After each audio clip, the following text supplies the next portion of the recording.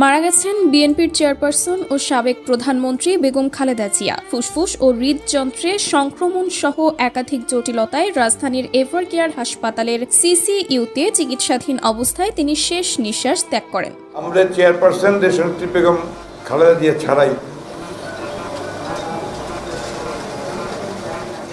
Sorry, আপনারা একটু বন্ধ করেন। বিস্তারিত মূল ভিডিওতে। বেশ কয়েকদিন ধরেই ফুসফুস ও হৃদযন্ত্রে সংক্রমণ সহ জটিলতার কারণে রাজধানীর এভারকেয়ার হাসপাতালের সিসিইউতে তাকে নিবিড় পর্যবেক্ষণে রাখা হয়েছিল।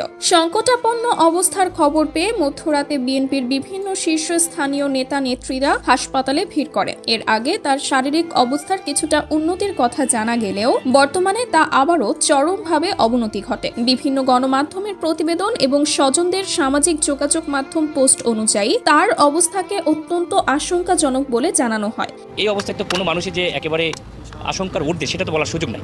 এই বাস্তবতাটা তো আমাদেরকে মেনেই নিতে হবে, সংকটাপন্ন সেটা মেনেই নিতে হবে। নিবিড় পর্যবেক্ষণে আছে আর কি।